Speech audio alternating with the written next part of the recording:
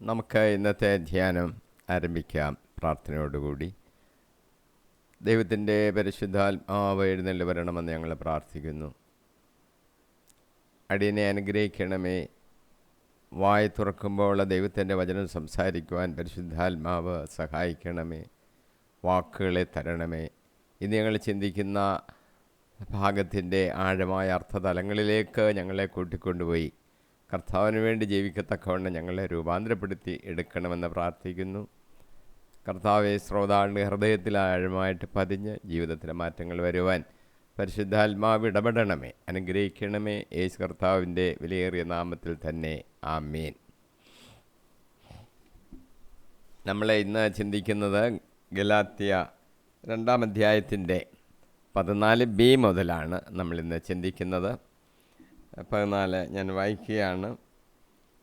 അവരുടെ പെരുമാറ്റം സുവിശേഷ സത്യവുമായി പൊരുത്തപ്പെടുന്നില്ലെന്ന് കണ്ടപ്പോൾ എല്ലാവരുടെയും മുമ്പിൽ വെച്ച് ഞാൻ കേപ്പായോട് പറഞ്ഞു, യഹൂദനായ നീ യഹൂദനെ പോലെയല്ല, വിജാതിനെ പോലെയാണ് ജീവിക്കുന്നതെങ്കിൽ യഹൂദരെ പോലെ ജീവിക്കാൻ വിജാതിരെ പ്രേരിപ്പിക്കുന്നതിന് നിനക്ക് എങ്ങനെ സാധിക്കും?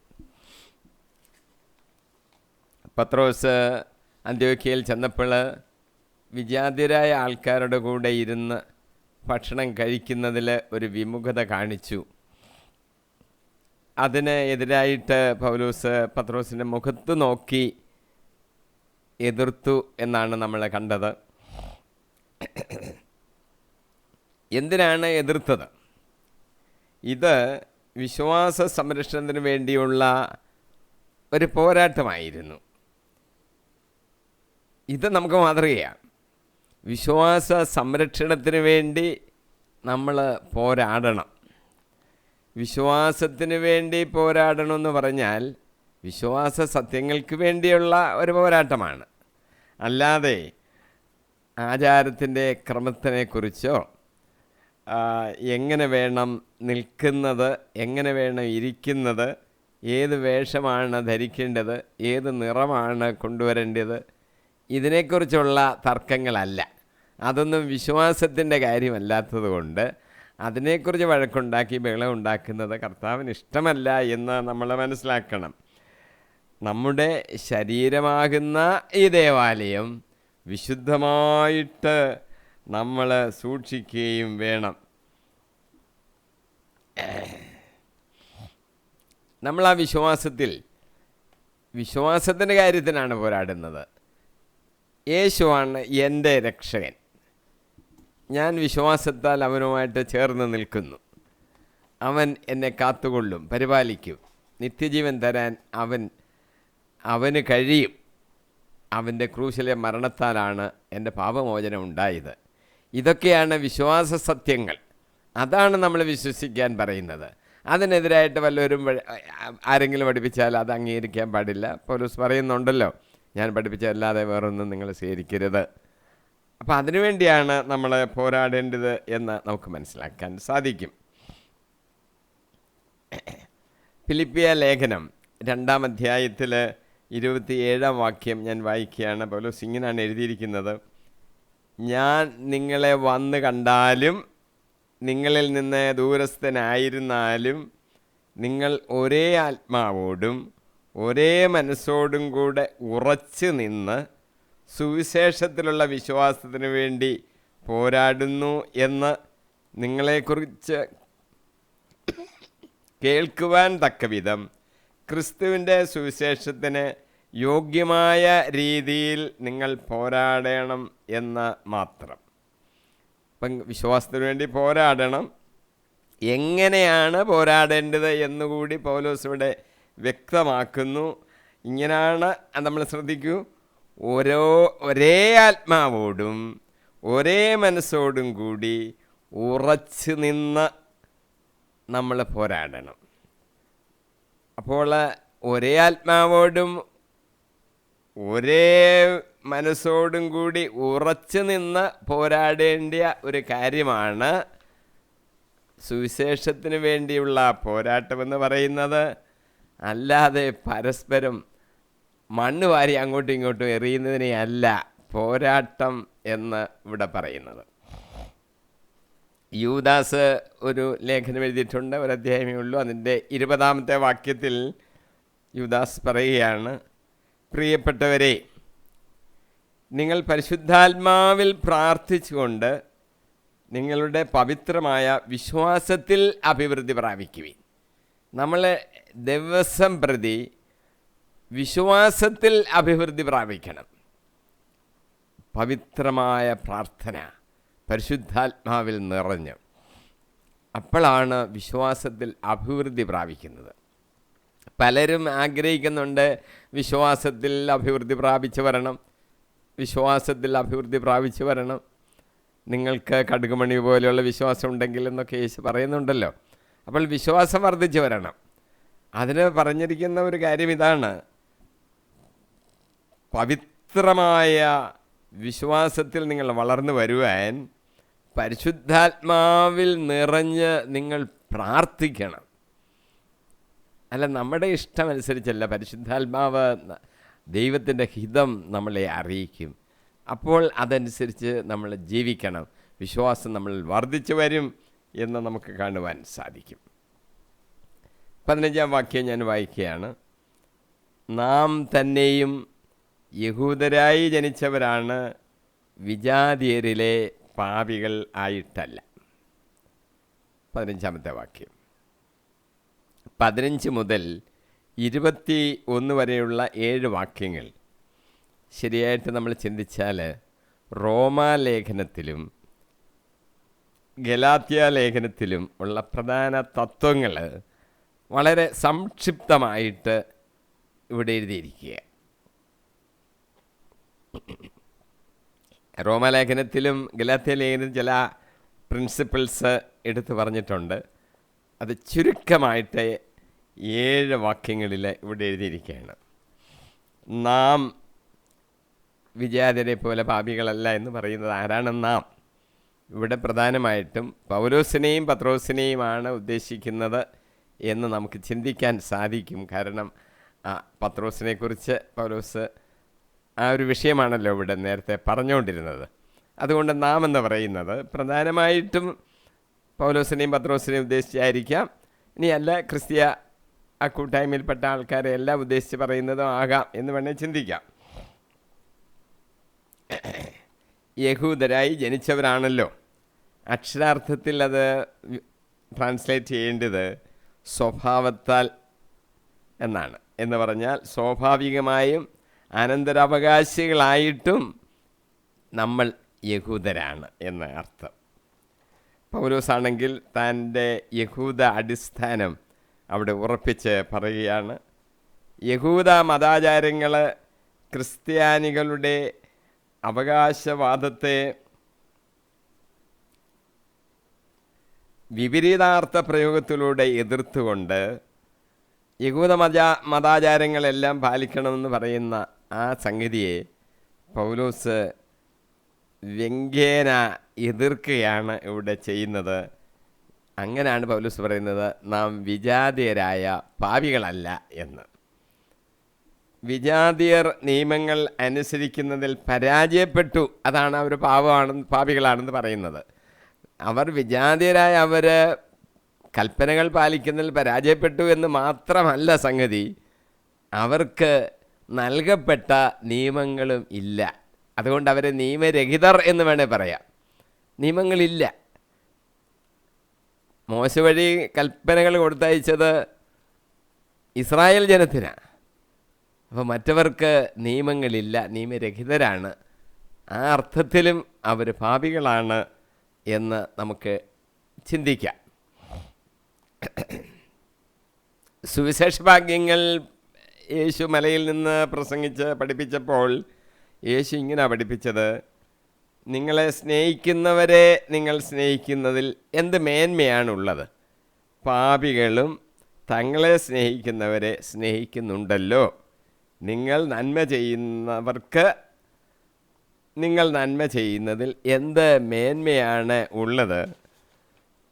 പാപികളും പാപികൾക്ക് നന്മ ചെയ്യുന്നുണ്ടല്ലോ. അവിടെയൊക്കെ പാപികളെന്ന് പറയുമ്പോൾ വിജാതിയരെ കൂടെ ഉദ്ദേശിച്ച് പറയുന്നതായിട്ട് നമുക്ക് ചിന്തിക്കാം. തിരിച്ചു കിട്ടുമെന്ന് പ്രതീക്ഷിച്ച് വായ്പ കൊടുക്കുന്നതിൽ എന്ത് മേന്മയാണ് ഉള്ളത്? കൊടുക്കുന്നിടത്തോളം തിരിച്ചു കിട്ടുമെന്നുള്ള പ്രതീക്ഷയിൽ പാപികൾക്ക് കടം കൊടുക്കുന്നില്ലേ?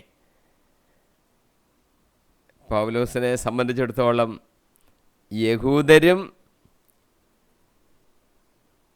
വിജാതിയരും പാപികളാണ്. അല്ല, വിജാതികൾ മാത്രമല്ല പാപികൾ എന്നുള്ള കൂട്ടത്തിൽ വരുന്നത്. യഹൂദരും പാപികളാണ്, വിജാതിയരും പാപികളാണ്. അങ്ങനെയാണെങ്കിൽ ഗ്രീക്കുകാരും ഇസ്രായേൽക്കാരും പാപികളാണ്. റോമാലേഖനം 3:9 പൗലോസ് ഇങ്ങനെ എഴുതിയിരിക്കുന്നു: യഹൂദരും ഗ്രീക്കുകാരും പാപത്തിന് അധീനരാണെന്ന് നമ്മൾ മുമ്പേ കുറ്റപ്പെടുത്തിയല്ലോ. പൗലോസ് നേരത്തെ തന്നെ പറഞ്ഞിട്ടുണ്ട്, യഹൂദരും വിജാതിയരും പാപികളാണ്, എല്ലാ മനുഷ്യരും പാപികളാണെന്ന് ചുരുക്കം. എഫേസ്യസ് 2:3 പൗലോസ് തന്നെ പറയുന്നു, അനുസരണക്കേടിൻ്റെ ഈ മക്കളോടൊപ്പം ഒരു കാലത്ത് നമ്മളും ശരീരത്തിൻ്റെയും മനസ്സിൻ്റെയും അഭിലാഷങ്ങൾ സാധിച്ചുകൊണ്ട് ജഡമോഹങ്ങളിൽ ജീവിച്ചു. നമ്മളും മറ്റുള്ളവരെ പോലെ സ്വഭാവേന ക്രോധത്തിൻ്റെ മക്കളായിരുന്നു. നമ്മൾ യഹൂദർ മറ്റുള്ളവരെ പോലെ തന്നെ പാപം ചെയ്തു, ജഡത്തിൻ്റെ അഭിലാഷങ്ങൾ അനുസരിച്ച് ജീവിച്ചു. അപ്പോൾ സ്വഭാവേന നമ്മളും ക്രോധത്തിൻ്റെ മക്കൾ ആയിരുന്നു. പാപത്തിൽ നിന്ന് വിമുക്തരായി വിശുദ്ധരാണെന്നൊന്നും വിചാരിച്ച് കളയണ്ട എന്നർത്ഥം. യഹൂദരും ഗ്രീക്കുകാരും പാപികളാണ് എന്ന് തെളിയിച്ചുകൊണ്ട് എങ്ങനെ നീതീകരണമുണ്ടാകും? ഇതാണ് പൗലോസ് ഇനി അടുത്തതായിട്ട് ചിന്തിക്കുന്നത്. അത് വിശ്വാസത്തിലൂടെയാണ് എന്ന് പൗലോസ് സ്ഥാപിക്കുന്നു. 16 വാക്യം നമ്മൾ വായിക്കാം. നിയമത്തിൻ്റെ അനുഷ്ഠാനത്താൽ അല്ല, യേശുക്രിസ്തുവിലുള്ള വിശ്വാസത്തിലൂടെയാണ് ഒരുവൻ നീതീകരിക്കപ്പെടുന്നത് എന്ന് നമുക്കറിയാം. അതാണ് 16 വാക്യം. വിശ്വാസത്താലാണ് നീതീകരണം എന്ന് പൗലോസ് പഠിപ്പിക്കുകയാണ്. പഴയ നിയമത്തിലും ഈ ആശയങ്ങളുണ്ട്. ഹബക്കുക്ക് പ്രവാചകൻ എഴുതിയിരിക്കുന്നു, 2:4 ഹൃദയപരമാർത്ഥത ഇല്ലാത്തവൻ പരാജയപ്പെടും. എന്തെന്നാൽ നീതിമാൻ തൻ്റെ വിശ്വസ്തത മൂലം ജീവിക്കും. നീതിമാൻ ജീവിക്കുന്നത് തൻ്റെ വിശ്വസ്തത മൂലമാണ്. ഫിലിപ്പിയർക്കുള്ള ലേഖനത്തിലെ പൗലോസ് എഴുതിയിരിക്കുന്നു, ഫിലിപ്പിയർ 3:9 എനിക്ക് നിയമത്തിൽ നിന്ന് ലഭിക്കുന്ന നീതി അല്ല ഉള്ളത്, പിന്നെയോ ക്രിസ്തുവിലുള്ള വിശ്വാസം വഴി ലഭിക്കുന്ന നീതിയാണ്. അതായത് വിശ്വാസത്തെ ആസ്പദമാക്കി ദൈവത്തിൽ നിന്നുള്ള നീതി. ഹെബ്രായ ലേഖനം 10:38 പൗലോസ് പറയുന്നു, എൻ്റെ നീതിമാൻ വിശ്വാസം മൂലം ജീവിക്കും, അവൻ പിന്മാറുന്നെങ്കിൽ എൻ്റെ ആത്മാവ് അവനിൽ പ്രസാദിക്കുകയില്ല. പഴയ നിയമത്തിൽ നിന്നുള്ളൊരു കൊട്ടേഷനാണ്. ഹെബ്രായ ലേഖനത്തിലെ പൗലോസ് അത് എടുത്തെഴുതിയിരിക്കുകയാണ്. ഉൽപ്പത്തി 15:6 തന്നെ ഈ വിശ്വാസത്തിൻ്റെ പ്രാധാന്യം എഴുതിയിട്ടുണ്ട്. അബ്രാഹത്തെക്കുറിച്ച് ഉൽപ്പത്തിയിൽ എഴുതിയിരിക്കുകയാണ് 15:6. അവൻ കർത്താവിൽ വിശ്വസിച്ചു, അവിടുന്ന് അത് അവന് നീതീകരണമായി കണക്കാക്കി. അബ്രാഹത്തിൻ്റെ വിശ്വാസത്തെയാണ് നീതീകരണമായിട്ട് കണക്കാക്കിയത്, അവൻ്റെ പ്രവൃത്തിയല്ല. വിശ്വാസം ഉള്ളതുകൊണ്ടാണ് ഇസ്ഹാക്കിനെ ബലിയർപ്പിക്കണമെന്ന് പറഞ്ഞപ്പോൾ ധൈര്യമായിട്ട് ബലിയർപ്പിക്കാൻ അബ്രാഹാം തീരുമാനിച്ചത്. ചിലർ വിചാരിക്കും ഇസ്ഹാക്കിനെ ബലിയർപ്പിച്ചത് കൊണ്ടാണ് ദൈവം അങ്ങ് പ്രസാദിച്ചതെന്ന്. അബ്രാഹത്തിൻ്റെ വിശ്വാസത്തെ പരിഗണിച്ചു, അതുകൊണ്ടാണല്ലോ ഇസ്ഹാക്ക് തന്നെ ജനിക്കുവാൻ കാരണം. പിന്നെ ദൈവം പറഞ്ഞു, ഇസ്ഹാക്കിനെ എനിക്ക് വേണ്ടി ഹോമയാഗമായി അർപ്പിക്കുക. അബ്രാഹത്തിന് ഒരു സംശയം ഉണ്ടായില്ല, അർപ്പിക്കാം. എന്തുകൊണ്ടാണ് ആ പ്രവൃത്തി ഉണ്ടായത്? വിശ്വാസം ഉണ്ടായിരുന്നത് കൊണ്ടാണ്. ആ വിശ്വാസം നേരത്തെ തന്നെ പരിശോധിച്ചതാണ്. ഇപ്പോൾ വിശ്വാസത്താലാണ് അബ്രാഹാം നീതീകരിക്കപ്പെട്ടത്. ഉൽപ്പത്തി 15:6 അത് പറഞ്ഞിട്ടുണ്ട്. അല്ല പ്രവൃത്തി മൂലമല്ല. ഇസ്ഹാക്കിനെ ബലിയർപ്പിച്ച പ്രവൃത്തി മൂലമല്ല, അത് ഓർത്തോണം. അത് ചെയ്തു, അത് വിശ്വാസമുള്ളത് കൊണ്ട് ചെയ്തു എന്നർത്ഥം. ഇവിടെയെല്ലാം വിശ്വാസമാണ് നീതീകരണത്തിന് കാരണം എന്ന് വ്യക്തമാക്കുന്നു. ആന്തരികമായി ഹൃദയത്തിന് മാറ്റം വരുത്തിക്കൊണ്ട് മനുഷ്യന് മാറ്റം വരുത്തുവാൻ ദൈവത്തിന് സാധിക്കുമെന്ന് പഴയ നിയമ പ്രവാചകന്മാർ വിശ്വസിച്ചിരുന്നു. പ്രവാചകന്മാരുടെ പുസ്തകങ്ങളൊക്കെ വായിക്കുമ്പോൾ നമുക്ക് മനസ്സിലാകും. മനുഷ്യൻ്റെ ഹൃദയത്തിലൊരു മാറ്റം വരുത്തിയിട്ട് മനുഷ്യനെ തന്നെ ഒന്ന് മാറ്റിയെടുക്കുവാൻ ദൈവത്തിന് സാധിക്കും. പ്രവാചകന്മാർ അങ്ങനെ വിശ്വസിച്ചിരുന്നു. നമ്മൾ ചരിത്രമൊക്കെ ഒന്ന് വായിച്ച് പഠിച്ചാൽ നമുക്കറിയാം, വലിയ പാപികളായി ജീവിച്ച് വന്ന പലരും കർത്താവിനെ മനസ്സിലാക്കി മാനസാന്തരപ്പെട്ട് കർത്താവിന് വേണ്ടി, യേശുക്രിസ്തുവിന് വേണ്ടി പ്രവർത്തിക്കുന്ന വലിയ പ്രവർത്തകർ, വിശ്വാസികൾ, സുവിശേഷ പ്രവർത്തകരായി മാറിയിട്ടുണ്ട് എന്ന് നമുക്ക് ചരിത്രത്തിൽ നിന്ന് കാണുവാൻ സാധിക്കും.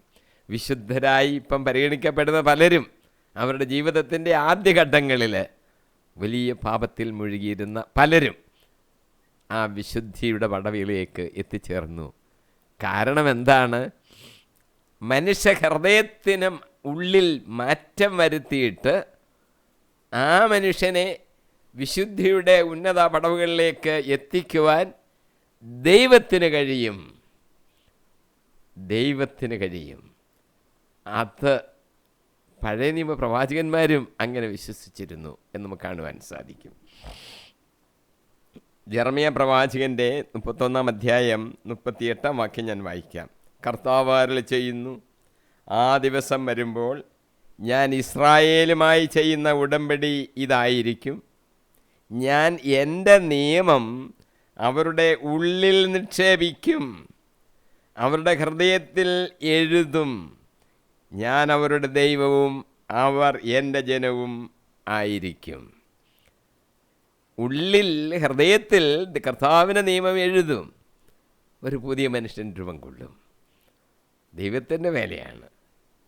എസെക്കിയേൽ 36, 26, 27 വാക്യങ്ങളിൽ ഒരു പുതിയ ഹൃദയം നിങ്ങൾക്ക് ഞാൻ നൽകും, ഒരു പുതിയ ചൈതന്യം ഞാൻ നിങ്ങളിൽ പ്രവേശിപ്പിക്കും. ഒരു പുതിയ ചൈതന്യം ഞാൻ നിങ്ങളിൽ പ്രവേശിപ്പിക്കും. നിങ്ങളുടെ ശരീരത്തിൽ നിന്ന് ശിലാഹൃദയം എടുത്തു മാറ്റി മാംസളഹൃദയം തരും. എൻ്റെ ആത്മാവിനെ ഞാൻ നിങ്ങളിൽ നിക്ഷേപിക്കും. നിങ്ങളെ എൻ്റെ കൽപ്പനകൾ കാക്കുന്നവരും നിയമങ്ങൾ പാലിക്കുന്നതിൽ ശ്രദ്ധയുള്ളവരുമാക്കും. ഒരു മാറ്റം വരുത്തും. ദൈവം തന്നെ ചെയ്യുന്നു. ഹൃദയത്തിൻ്റെ ഉള്ളിൽ കഠിന ഹൃദയത്തെ മാറ്റി, അശിലാഹൃദയം മാറ്റി മാംസഹൃദയം തരുന്നു. ആത്മാവിനെ നിക്ഷേപിക്കുന്നു. കൽപ്പനകൾ കാക്കുന്നവരാക്കി മാറ്റുന്നു. നിയമങ്ങൾ പാലിക്കുന്നവരായിട്ട് മാറ്റിയെടുക്കുന്നു. ഇങ്ങനൊരു മാറ്റം കർത്താവ് തന്നെ നമ്മുടെ ഹൃദയത്തിൽ ചെയ്യുന്നു. നിയമാനുഷ്ഠാനം വഴി ഒരുവനും നീതീകരിക്കപ്പെടുകയില്ല. പൗലോസ് എഴുതിയിരിക്കുകയാണ്. അചഞ്ചലവും സംശയരഹിതവുമായി സങ്കീർത്തനം 143:2 പൗലോസ് അവിടെ ഉദ്ധരിച്ചിരിക്കുന്നത്. 143:2 സങ്കീർത്തനം പറയുകയാണ്, ജീവിക്കുന്ന ഒരുവനും അങ്ങയുടെ മുമ്പിൽ നീതിമാനല്ല. നമ്മൾ ആരും നീതിമാന്മാരല്ല. ഇവിടെ ജീവിച്ചിരിക്കുകയാണ്, ശരി, നമ്മൾ ജീവിക്കുന്നു, പക്ഷേ നീതിമാന്മാരല്ല. മാറ്റിയെടുക്കുകയാണ്. ദൈവം അത് ചെയ്തുകൊള്ളും. യേശു ക്രിസ്തുവിൽ വിശ്വസിച്ച ഏതാനും പേരെ ബൈബിളിൽ നമുക്ക് കാണാം. ചിലരുടെ പേര് നമ്മൾ യോഹന്നാൻ സുവിശേഷത്തിൽ നിന്ന് ഒന്ന് ചിന്തിക്കുകയാണ്. യേശുവിൽ വിശ്വസിച്ചവരായ ഏതാനും പേര്. 2-ാം അധ്യായത്തിൽ യേശു ഇങ്ങനെ ഒന്ന് പറഞ്ഞിട്ടുണ്ട്. നിങ്ങൾ ഈ ദേവാലയം നശിപ്പിക്കുവീൻ, 3 ദിവസത്തിനകം ഞാനത് പുനരുദ്ധരിക്കും എന്ന് യഹൂദന്മാരോട് പറഞ്ഞു. ജെറുസലേം ദേവാലയം ശുദ്ധീകരിക്കുന്ന ഒരു സന്ദർഭത്തിലാണ് നിനക്ക് എന്തോ ഈ അധികാരം എന്നൊക്കെ ചോദിച്ചപ്പോൾ യേശു തെളിവായിട്ട് കൊടുക്കുക, നിങ്ങൾ ഈ ദേവാലയം നശിപ്പിക്കുവീൻ, 3 ദിവസം കൊണ്ട് ഞാനത് പുനരുദ്ധരിക്കും. അവർ പറഞ്ഞു, 46 വർഷം എടുത്ത് പണിതത്, നീ എന്തോ 3 ദിവസം കൊണ്ടത് പണിയുന്നു എന്നൊക്കെ അവരിങ്ങനെ ചിന്തിച്ചു, ആക്ഷേപിച്ചു. അവർക്ക് അതിൻ്റെ അർത്ഥം മനസ്സിലായില്ല, വിശ്വസിക്കുവാൻ അവർക്ക് കഴിഞ്ഞില്ല. കർത്താവ് പറഞ്ഞത് വിശ്വസിക്കുവാൻ അവർക്ക് കഴിഞ്ഞില്ല. അവർ മാനുഷികമായ ഒരു നിലയിൽ മാത്രമാണല്ലോ അത് ചിന്തിക്കുകയും അങ്ങനെ കർത്താവിനോട് എതിർക്കുകയും ചെയ്യുന്ന ഒരു സ്വഭാവം അവർക്ക്. അവൻ പറഞ്ഞത് എൻ്റെ ശരീരമാകുന്ന ആലയത്തെ പറ്റിയാണ്. അവൻ മരിച്ചവരുടെ ഇടയിൽ നിന്ന് ഉയർത്തപ്പോൾ അവൻ്റെ ശിഷ്യന്മാർ അവൻ ഇത് പറഞ്ഞിരുന്നു എന്ന് ഓർക്കുകയും അങ്ങനെ വിശുദ്ധ ലിഖിതവും യേശു പ്രസ്താവിച്ച വചനവും വിശ്വസിക്കുകയും ചെയ്തു. കർത്താവ് ഉയർത്തെഴുന്നേറ്റ് കഴിഞ്ഞപ്പോൾ ശിഷ്യന്മാർക്കത് കൂടുതലായിട്ടത് മനസ്സിലായി. യേശു അത് പറഞ്ഞു എന്ന് മാത്രമല്ല, പഴയ നിയമത്തിലെ ലിഖിതങ്ങളിൽ അത് എഴുതിയിട്ടുണ്ട്. യേശു പറയുകയും ചെയ്തു, അത് സംഭവിച്ചു. അപ്പോൾ യേശു പറഞ്ഞതിൻ്റെ അർത്ഥം തൻ്റെ ശരീരമാകുന്ന ദേവാലയത്തെക്കുറിച്ചാണ്. സ്വർഗത്തിലിരിക്കുന്ന ദൈവം മനുഷ്യ ശരീരം സ്വീകരിച്ച് നമ്മുടെ അടുത്തേക്കൊരു മനുഷ്യരൂപത്തിൻ്റെ ആകൃതിയിൽ വന്നെത്തിയിരിക്കുകയാണ് നമുക്ക് പാപമോചനത്തിന് വേണ്ടി ക്രൂശിൽ മരിക്കാൻ. അവൻ ദേവാലയത്തിൽ ദൈവത്തിൻ്റെ ആലയമാണത്, ഞാനത് 3 ദിവസം കൊണ്ട്, വെള്ളി, ശനി, ഞായർ, ഉയർത്ത് എഴുന്നേൽക്കുമെന്നതിൻ്റെ അടയാളമായി പറഞ്ഞു കൊടുത്തത്. ഇപ്പോൾ ശിഷ്യന്മാർക്കത് മനസ്സിലായി, അവർ വിശ്വസിച്ചു. യോഹന്നാൻ സുവിശേഷം 17-ാം അധ്യായത്തിൽ യേശുവിൻ്റെ മഹാപുരോഹിത പ്രാർത്ഥനയാണല്ലോ. അതിൽ 8-ാം വാക്യം പറയുന്നു, അങ്ങ് എനിക്ക് നൽകിയ വചനം ഞാൻ അവർക്ക് നൽകി, അവർ അത് സ്വീകരിക്കുകയും ഞാൻ അങ്ങയുടെ അടുക്കൽ നിന്ന് വന്നുവെന്ന് സത്യമായി അറിയുകയും അങ്ങനെ അയച്ചുവെന്ന് വിശ്വസിക്കുകയും ചെയ്തു. പിതാവായ ദൈവം പറഞ്ഞിരിക്കുന്ന വചനങ്ങൾ യേശു കർത്താവ് ശിഷ്യന്മാരോടൊക്കെ പറഞ്ഞു, അവരത് സ്വീകരിച്ചു. ഇപ്പോൾ അവർക്ക് ഒരു വിശ്വാസമുണ്ട്, ഞാൻ പിതാവിൻ്റെ അടുക്കൽ നിന്ന് വന്നതാണ് എന്ന്, നീ എന്നെ അയച്ചതാണ് എന്ന് അവർ വിശ്വസിക്കുകയും ചെയ്തു. വിശ്വസിക്കുന്ന ഗണം ഉണ്ട്, എല്ലാവരും വിശ്വസിക്കാതിരുന്നിട്ടില്ല, വിശ്വസിക്കുന്ന ഒരു ഗണം ഉണ്ട്. എഫേസസ് ലേഖനം 2-ാം അധ്യായം 8-9 വാക്യങ്ങളിൽ പൗലോസ് വളരെ ശക്തമായൊരു കാര്യം പറയുന്നു. വിശ്വാസം വഴി കൃപയാലാണ് നിങ്ങൾ രക്ഷിക്കപ്പെട്ടത്, അത് നിങ്ങൾ നേടിയെടുത്തതല്ല, ദൈവത്തിൻ്റെ ദാനമാണ്, അത് പ്രവൃത്തികളുടെ ഫലമല്ല, തന്മൂലം ആരും അതിൽ അഹങ്കരിക്കേണ്ടതില്ല. നാം രക്ഷിക്കപ്പെടുന്നത് വിശ്വാസത്താലാണ്. ആ രക്ഷയ്ക്ക് വേണ്ടി വിശ്വസിക്കത്തക്കവണ്ണം നമ്മളെ ദൈവത്തിൻ്റെ കൃപയാലാണ് അങ്ങനെ ആക്കി തീർത്തിരിക്കുന്നത്, നമ്മുടെ പ്രവൃത്തിയുടെ ഫലമൊന്നും അല്ല. വിശ്വസിച്ച് കഴിഞ്ഞ്, കർത്താവിൽ വിശ്വസിച്ച് നമ്മൾ എങ്ങനെ ജീവിക്കണം, ആ വിശ്വാസത്തിന് യോജിച്ച രീതിയിൽ വേണം നമ്മൾ ജീവിക്കുവാൻ. വിശ്വാസത്താലാണ് രക്ഷ ലഭിക്കുന്നത് എന്ന് നമ്മൾ പ്രത്യേകമായി മനസ്സിലാക്കിക്കണം. തീത്തോസിന് പൗലോസ് ഒരു കത്തെഴുതി, അതിൽ 3-ാം അധ്യായം 6-7 വാക്യങ്ങൾ ഞാൻ വായിക്കാം. നമ്മുടെ ദൈവം നമ്മുടെ രക്ഷകനായ യേശുക്രിസ്തുവിലൂടെയാണ് പരിശുദ്ധാത്മാവിനെ നമ്മുടെ മേൽ സമൃദ്ധമായി വർഷിച്ചത്. അവിടുത്തെ കൃപാവരത്താൽ നാം നീതീകരിക്കപ്പെടുന്നതിനും നിത്യജീവനെ പറ്റിയുള്ള പ്രത്യാശയിൽ നാം അവകാശികളാകുന്നതിനും വേണ്ടിയാണ് ഇങ്ങനെ ചെയ്തത്. യേശുക്രിസ്തു വഴി പരിശുദ്ധാത്മാവിനെ നമ്മുടെ മേൽ അയച്ചു. ആ കൃപാവരത്താൽ നമ്മൾ നീതീകരിക്കപ്പെടുന്നു, നിത്യജീവനെ പറ്റിയുള്ള പ്രത്യാശ നമുക്ക് ഉണ്ടാകുന്നു. നിത്യജീവനെ പറ്റിയുള്ള പ്രത്യാശയ്ക്ക് നമ്മൾ അവകാശികളാകുന്നത് ദൈവത്തിൻ്റെ കൃപാവരത്താലാണ് എന്ന് നമ്മൾ വിശ്വസിക്കണം. വാക്യം 17 കയറുകയാണ്. വാക്യം 17 ഞാൻ വായിക്കാം. ക്രിസ്തുവിൽ നീതീകരിക്കപ്പെടാനുള്ള പരിശ്രമത്തിൽ തന്നെ നമ്മൾ പാപികളായി കാണപ്പെട്ടു എങ്കിൽ ക്രിസ്തു പാപത്തിൻ്റെ ശുശ്രൂഷകനാണോ? 18-ാം വാക്യം, തീർച്ചയായുമല്ല, ഞാൻ നശിപ്പിച്ചവ ഞാൻ തന്നെ വീണ്ടും പണിതു ഉയർത്തുന്നുവെങ്കിൽ ഞാൻ അതിക്രമം കാണിക്കുകയാണ്.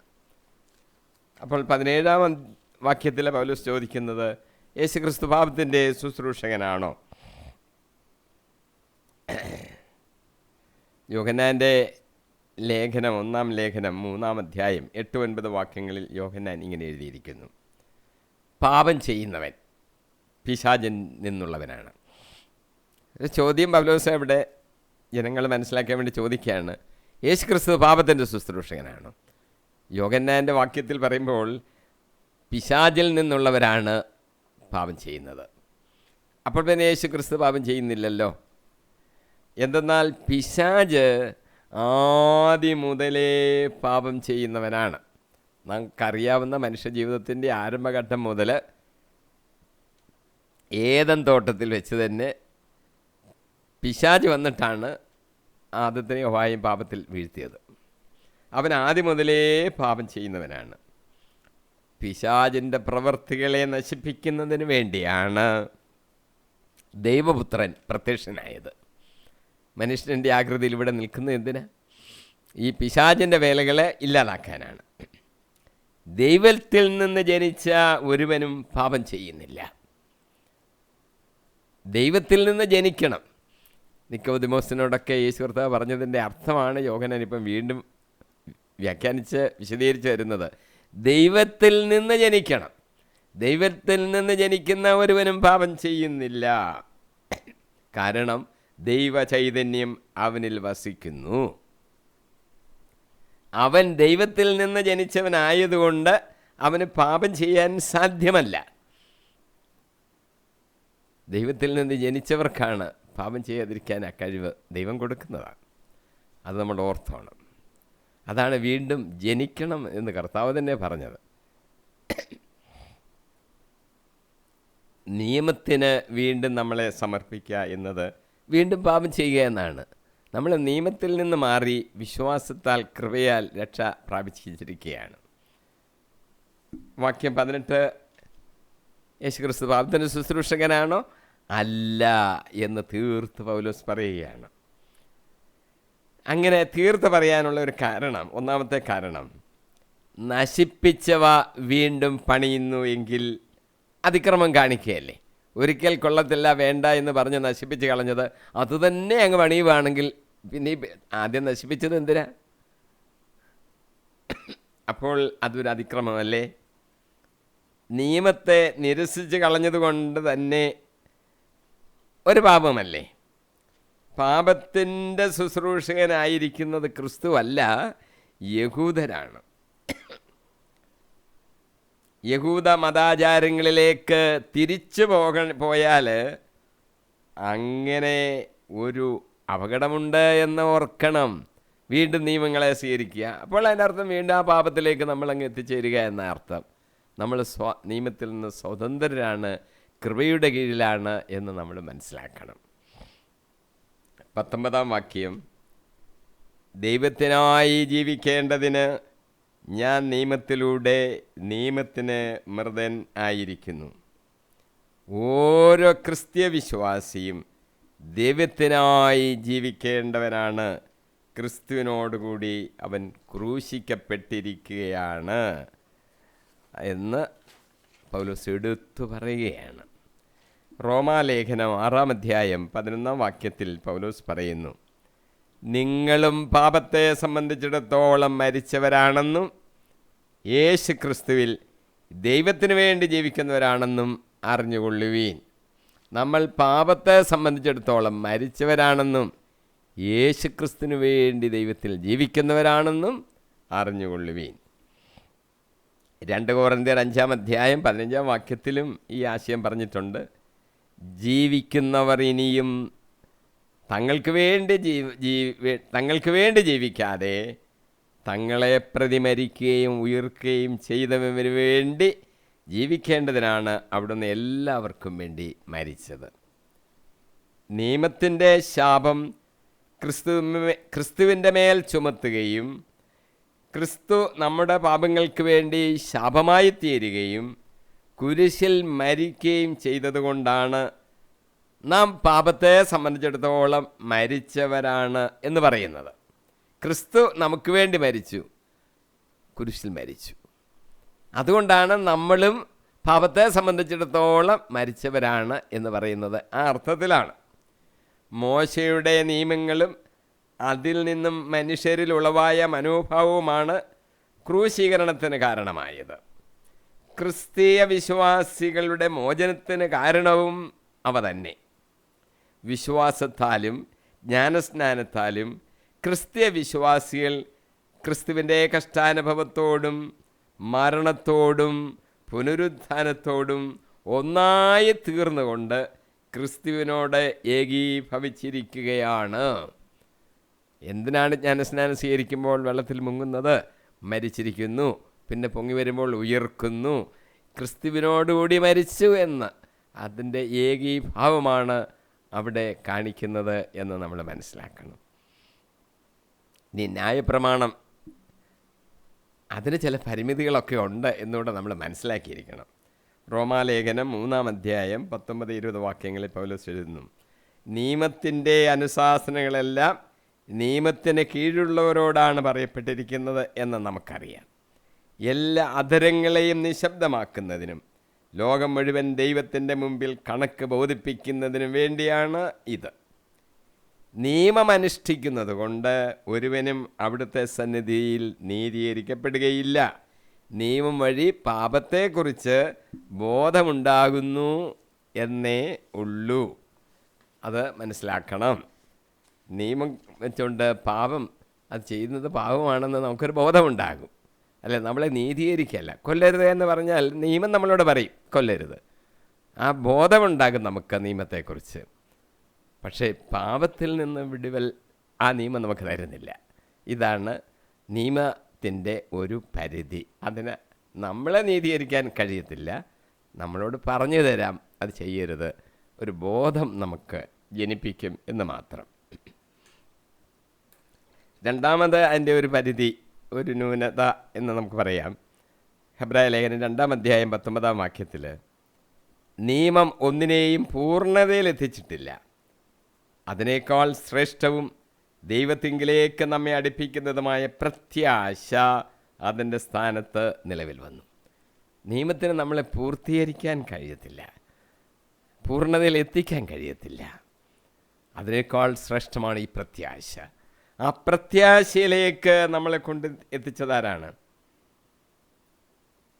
അത് ഇപ്പോൾ ദൈവത്തിൻ്റെ കൃപയാണ്. നമുക്കൊരു പ്രത്യാശ, ക്രിസ്ത്യ വിശ്വാസികൾക്കെല്ലാം ഈ പ്രത്യാശയുണ്ട്. എനിക്കൊരു നിത്യജീവൻ, സ്വർഗരാജ്യം, ക്രിസ്തുവിൻ്റെ അടുത്തിരിക്കാനുള്ള ഭാഗ്യം, അവനെ മുഖാഭിമുഖം കണ്ട് നിത്യകാലത്തോളം ഇരിക്കാനും അവനെ ആരാധിക്കാനും സ്തോത്രം ചെയ്യാനും ഉള്ള ഭാഗ്യം എനിക്ക് ലഭിക്കും. ആ പ്രത്യാശയിലാണ് നമ്മളിവിടെ കുറേ വർഷങ്ങൾ, 100, 120, 80, 70 വർഷങ്ങൾ ഇങ്ങനെ ഇവിടെ കഴിഞ്ഞുകൂടുന്നത്. പ്രത്യാശയില്ലാത്തവരായിട്ടല്ല. ഒരു വിശ്വാസിയും പ്രത്യാശയില്ലാത്തവനല്ല. ആ പ്രത്യാശയിലേക്ക് ഇങ്ങനെ നോക്കിക്കൊണ്ട് അത് എന്ന് വന്നു ചേരും എന്നാഗ്രഹിച്ച് നോക്കിക്കൊണ്ടിരിക്കുകയാണ്. ആ പ്രത്യാശയാണ് ഇപ്പോൾ നിലയിൽ വന്നിരിക്കുന്നത് എന്ന് നമ്മൾ മനസ്സിലാക്കണം. ക്രിസ്തുവിൽ ആചാരങ്ങൾ നീങ്ങിപ്പോവുകയും വചനത്താൽ നവീകരണം ഉണ്ടാകുകയും ചെയ്തു. കർത്താവിൻ്റെ വചനം ജീവൻ്റെ വചനം. അതുകൊണ്ട് നമുക്കൊരു നവീകരണം ഉണ്ടായി. ആചാരാനുഷ്ഠാനങ്ങളൊന്നുമല്ല, അതല്ല നമ്മളെ രക്ഷിക്കുന്നത്. അതൊക്കെ അങ്ങ് നീങ്ങിപ്പോയി. എഫേസോസ് 2-ാം അധ്യായം 14-15 വാക്യങ്ങൾ, കൽപ്പനകളുടെയും ചട്ടങ്ങളുടെയും ആധിപത്യം അവൻ തൻ്റെ ശരീരത്തിലൂടെ ഇല്ലാതാക്കി. ഇരുകൂട്ടരെയുടെയും സ്ഥാനത്ത് ഒരു പുതിയ മനുഷ്യനെ സൃഷ്ടിച്ചുകൊണ്ട് സമാധാനം സംസ്ഥാപിക്കാനും കുരിശ് വഴി ഒരേ ശരീരത്തിൽ ഇരുകൂട്ടരെയും ദൈവത്തോടെ അനുരഞ്ജിപ്പിക്കാനും അങ്ങനെ തന്നിലൂടെ ശത്രുത അവസാനിപ്പിക്കാനുമാണ് അവനിങ്ങനെ ചെയ്തത്. അവൻ്റെ ശരീരത്തിലൂടെ നമുക്ക് രക്ഷ നേടിത്തന്നു. 20 വാക്യം വായിക്കുകയാണ്. ഞാൻ ക്രിസ്തുവിനോടുകൂടെ ക്രൂശിതനായിരിക്കുന്നു. ഇനിമേൽ ഞാനല്ല ജീവിക്കുന്നത്, ക്രിസ്തുവാണ് എന്നിൽ ജീവിക്കുന്നത്. എൻ്റെ ഇപ്പോഴത്തെ ഐഹിക ജീവിതം എന്നെ സ്നേഹിക്കുകയും എനിക്ക് വേണ്ടി തന്നെ ബലിയർപ്പിക്കുകയും ചെയ്ത ദൈവപുത്രനിൽ വിശ്വസിച്ചുകൊണ്ടുള്ള ജീവിതമാണ്. ക്രിസ്ത്യ ജീവിതത്തിൻ്റെ പരിപൂർണത ഇവിടെ ഈ വാക്യത്തിൽ ആവിഷ്കരിച്ചിരിക്കുകയാണ്. മനഃശാസ്ത്രപരമായ ഒരു പുതിയ പ്രേരക ശക്തിയാൽ പ്രബലമായ കേവലം ഒരു അസ്തിത്വമല്ല അത്.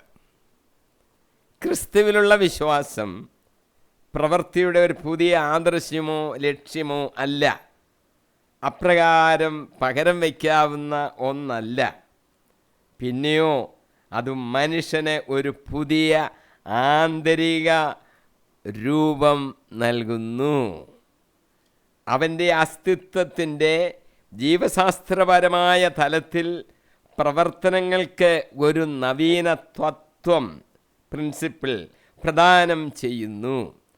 ക്രിസ്തീയ പ്രവർത്തനങ്ങളുടെ മർമ്മപ്രധാനമായ ആ പ്രിൻസിപ്പിൾ, ആ തത്വം ജീവദാതാവായ ആത്മാവായി തീർന്ന ഉയർത്തെഴുന്നേറ്റ മഹുദ്ധീകൃതനായ കർത്താവായ യേശു ക്രിസ്തുവിനോട് ചേർന്നുള്ള ഒരു ജീവിതമാണ്. അതാണ് അതിൻ്റെ പരിണിത ഫലം. ഇതാണ് ക്രിസ്തീയ ജീവിതത്തിൽ വരുന്നത്. യേശു ക്രിസ്തുവിനോട് ചേർന്നുള്ള ഒരു ജീവിതം. ഉയർത്തെഴുന്നേറ്റവനായ യേശു ആരാണ്? ജീവദാതാവായ ആത്മാവായി തീർന്നു. 1 കൊരിന്ത്യർ 15:45. അവനോട് ചേർന്നുള്ള ഒരു ജീവിതം. അത് മനഃശാസ്ത്രപരമായൊരു ജീവിതമല്ല. ഹൃദയത്തിൽ ഒരു പുതിയ ഷേപ്പ് ഉണ്ടാകുകയാണ്. നാം മാറി ഒരു പുതിയ മനുഷ്യനായി തീർന്ന് യേശു ക്രിസ്തുവിനോട് ചേർന്ന് ജീവിക്കുന്ന ഒരു ജീവിതം. അതാണ് ഞാൻ മരിച്ചു, ക്രിസ്തുവാണ് എന്നിൽ ജീവിക്കുന്നത് എന്ന് പൗലോസ് പറയുന്നത്. ക്രിസ്ത്യ വിശ്വാസികളുടെ ആ ജീവൻ്റെ പരിപൂർണതയുടെ ആവിഷ്കാരമാണ് ആ 21 വാക്യം, 2-ാം അധ്യായം 20 വാക്യം. 21 അതിനോട് ചേർന്ന വാക്യം തന്നെ.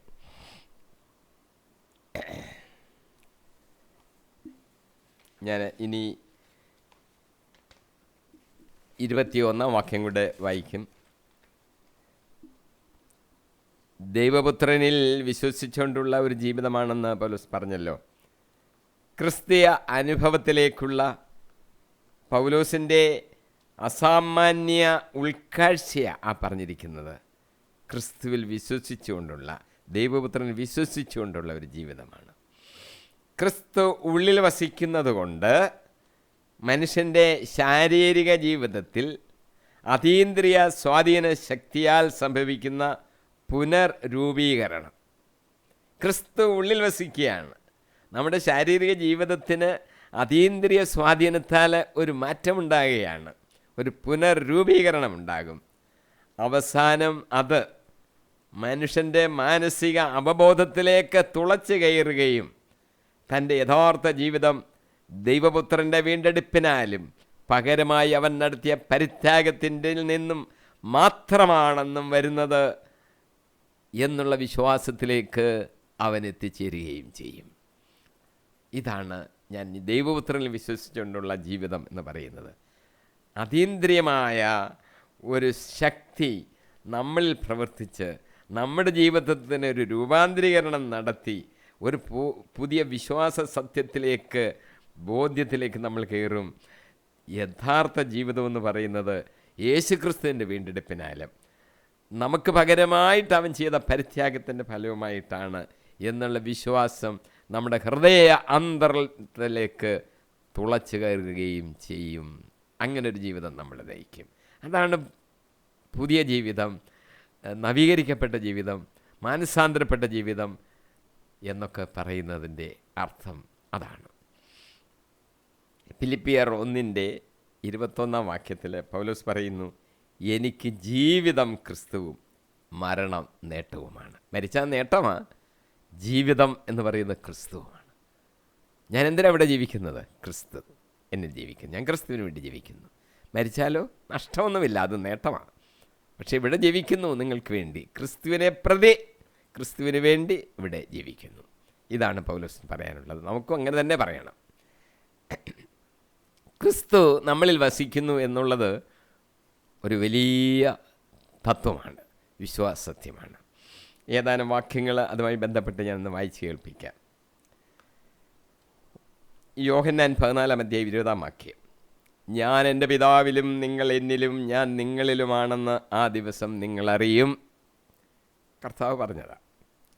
രണ്ടാം വാക്യം യോഹന്നാൻ്റെ സുവിശേഷം 17:23 അവർ പൂർണ്ണമായും ഒന്നാകേണ്ടതിന് ഞാൻ അവരിലും അവിടുന്ന് എന്നിലും ആയിരിക്കുന്നു.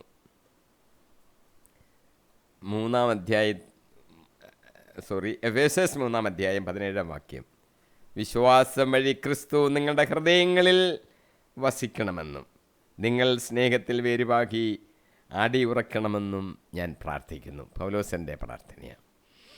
4 കൊളോസോസ് ലേഖനം 1:27 പൗലോസ് പറയുന്നു, ഈ രഹസ്യമാകട്ടെ, ഒരു രഹസ്യം പൗലോസ് പറയുകയാണ്, ഈ രഹസ്യമാകട്ടെ മഹത്വത്തെക്കുറിച്ചുള്ള പ്രത്യാശയായ ക്രിസ്തു നിങ്ങളിലുണ്ട് എന്നത് തന്നെ.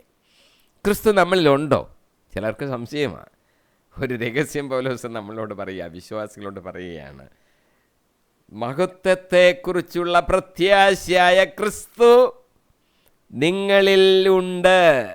നമ്മുടെ സമീപത്ത് വന്നവിടെ നിൽപ്പുണ്ടെന്നല്ല പറഞ്ഞത്, ക്രിസ്തു നിങ്ങളിൽ ഉണ്ട്. കൊളോസോസ് 1:27. 1 യോഹന്നാൻ 3:24 അവൻ നമുക്ക് നൽകിയിരിക്കുന്ന ആത്മാമൂലം അവൻ നമ്മിൽ വസിക്കുന്നുവെന്ന് നാം അറിയുന്നു. വെളിപാടിൻ്റെ 3:20 യേശു കർത്താവിൻ്റെ വാക്കാണ്, ആരെങ്കിലും എൻ്റെ സ്വരം കേട്ട് വാതിൽ തുറന്നു തന്നാൽ ഞാൻ അവൻ്റെ അടുത്തേക്ക് വരും, ഞങ്ങൾ ഒരുമിച്ച് ഭക്ഷിക്കുകയും ചെയ്യും. ക്രിസ്തുവിനോട് ചേർന്ന് ഇരുന്ന് ഒന്നിച്ചിരുന്ന് ഭക്ഷിക്കുന്ന ഒരു അനുഭവത്തെക്കുറിച്ചാണ് വെളിപാട് 3:20. കർത്താവ് നമ്മുടെ അടുത്തേക്ക് വരും. വാക്യം 21 ദൈവത്തിൻ്റെ കൃപ ഞാൻ നിരാകരിക്കുന്നില്ല. നിയമത്തിലൂടെയാണ് നീതി കൈവരുന്നതെങ്കിൽ ക്രിസ്തുവിൻ്റെ മരണത്തിന് നീതീകരണം ഒന്നും ഇല്ല. നീതീകരണം വിശ്വാസത്തിലൂടെയാണ്, നിയമത്തിലൂടെയല്ല, നിയമാനുഷ്ഠാനത്തിലൂടെയല്ല എന്ന് സ്ഥാപിച്ചുകൊണ്ട് 2-ാം അധ്യായം പൗലോസ് കൺക്ലൂഡ് ചെയ്യുകയാണ്, അവസാനിപ്പിക്കുകയാണ്. എഫേസ്യസ് 3-ാം അധ്യായത്തിൽ വിജാതിയർ സുവിശേഷത്തിലൂടെ യേശുക്രിസ്തുവിൻ്റെ വാഗ്ദാനത്തിൻ്റെ ഭാഗവാക്കുകളാണ് എന്നും ആ സുവിശേഷത്തിൻ്റെ ശുശ്രൂഷകനായത് ദൈവത്തിൻ്റെ കൃപയാലാണ് എന്നും പൗലോസ് പറയുന്നു. തനിക്ക് ലഭിച്ച ഈ കൃപ പൗലോസ് നിരാകരിക്കുന്നില്ല. പ്രവൃത്തികളിൽ ആശ്രയിക്കുന്നത് വ്യർത്ഥമാണ്. ലൂക്കോസിൻ്റെ സുവിശേഷം 18:12 ഒരു പ്രാർത്ഥനയാണ് ഫരീസേൻ്റെ, ഞാൻ ആഴ്ചയിൽ 2 പ്രാവശ്യം ഉപവസിക്കുന്നു, ഞാൻ സമ്പാദിക്കുന്ന സകലത്തിൻ്റെയും ദശാംശം കൊടുക്കുന്നു എന്ന് പ്രാർത്ഥിച്ച ഫരീസേൻ്റെ പ്രാർത്ഥന സ്വീകരിക്കപ്പെടുന്നില്ല. അയാൾ പ്രവർത്തിച്ചു, പക്ഷേ ആ പ്രാർത്ഥന അങ്ങോട്ട് സ്വീകരിക്കപ്പെടുന്നില്ല. വേറൊരു വാക്യം റോമാലേഖനം 9-ാം അധ്യായത്തിന് 32 ഈ അർത്ഥം വരുന്നൊരു വാക്യമാണ് പൗലോസ് എഴുതിയിരിക്കുന്നത്, പ്രവർത്തികളിലൂടെ നീതി അന്വേഷിച്ച ഇസ്രായേൽ ഇടർച്ചയുടെ പാറമേൽ തട്ടി വീണു. കാര്യം അവർ പ്രവൃത്തികളിലൂടെയാണ് നീതി അന്വേഷിച്ചത്, അവർ തട്ടി വീണു. ഇതിൽ ഇടർച്ചയുടെ പാറമേൽ തട്ടി വീണു. ഇന്ന് നമ്മൾ ചിന്തിച്ചത് 21-ാം വാക്യം 2-ാം അധ്യായം തീരുകയാണ്. 14 B മുതൽ 21 വരെയുള്ള വാക്യങ്ങൾ കൊണ്ട് 2-ാം അധ്യായം തീർന്നു. വിശ്വാസത്തിന് വേണ്ടി നാം പോരാടണം. യഹൂദരും ഗ്രീക്കുകാരും എല്ലാവരും പാപികളാണ്. അത് പൗലോസ് സമർത്ഥിക്കുന്നുണ്ട്. നീതീകരണം നിയമത്തിൻ്റെ അടിസ്ഥാനത്തിലല്ല അതിൻ്റെ അനുഷ്ഠാനത്തിലുമല്ല, നിയമത്തിൻ്റെ അനുഷ്ഠാനത്തിലൂടെ അല്ല, വിശ്വാസത്തിലൂടെയാണ് എന്ന് പൗലോസ് വ്യക്തമാക്കുന്നു. യേശുക്രിസ്തു പാപത്തിൻ്റെ ശുശ്രൂഷകനല്ല. നമ്മൾ പാപത്തെ സംബന്ധിച്ചിടത്തോളം മരിച്ചവരാണ്. ന്യായപ്രമാണത്തിന് ചില പരിമിതികളൊക്കെ ഉണ്ട്, അത് നമ്മൾ കണ്ടു. നാം ക്രിസ്തുവിനോട് കൂടെ ക്രൂശിതനായതുകൊണ്ട് ക്രിസ്തു എന്നിൽ ജീവിക്കുന്നു, ക്രിസ്തു എന്നിൽ ജീവിക്കുന്നു. ക്രിസ്തുവിലുള്ള വിശ്വാസം മനുഷ്യന് ഒരു ആന്തരിക പുതുരൂപം നൽകുന്നു. മഹത്വീകൃതനായ ക്രിസ്തുവിനോട് ചേർന്ന് നാം ജീവിക്കണം. ഇക്കാര്യങ്ങളാണ് ഇന്നത്തെ ധ്യാനത്തിൽ നമ്മൾ പ്രധാനമായിട്ട് ചിന്തിച്ചത്. ഉയർത്തെഴുന്നേറ്റ ജീവദാതാവായ ക്രിസ്തുവിനോട് ചേർന്ന് നമ്മൾ ജീവിക്കണം. വിശ്വാസത്തിൻ്റെ അടിസ്ഥാനത്തിൽ ആ ക്രിസ്തു നമ്മുടെ ഉള്ളിൽ വസിക്കുന്നു. നമുക്കങ്ങനെ ജീവിക്കാം, നമ്മുടെ ജീവിതത്തെ നവീകരിക്കാം. ഒരു നവീകരിക്കപ്പെട്ട ഒരു പുതുജീവിതം, പുതുജീവൻ നമ്മളിൽ പ്രവേശിച്ച് ദൈവമക്കളായിട്ട് രൂപാന്തരപ്പെട്ട് നമുക്ക് ജീവിക്കാം. അത് നമ്മളെ സഹായിക്കട്ടെ. 99-ാമത്തെ എപ്പിസോഡിൽ, അടുത്ത എപ്പിസോഡിൽ നമുക്ക് ഗലാത്യ 3-ാം അധ്യായം ആരംഭിക്കാം. പരിശുദ്ധാത്മാവ് നമ്മളെ നടത്തട്ടെ. അവൻ ക്രിസ്തുവെങ്കിലേക്ക് നമ്മളെ കൊണ്ടുവന്നെത്തിക്കും. ക്രിസ്തു നമ്മളിൽ വസിക്കും. പരിശുദ്ധാത്മാവ് നമ്മൾ നിറയും. നമ്മളൊരു കാര്യമുണ്ട്, പ്രത്യേകം ശ്രദ്ധിച്ചിട്ടുണ്ട്. പരിശുദ്ധാത്മാവൻ നിറഞ്ഞ് നമ്മൾ പ്രാർത്ഥിക്കണം. ദൈവം അനുഗ്രഹിക്കട്ടെ. യേശു കർത്താവിൻ വിലയേറിയ നാമത്തിൽ തന്നെ. ആമേൻ, ആമേൻ, ആമേൻ.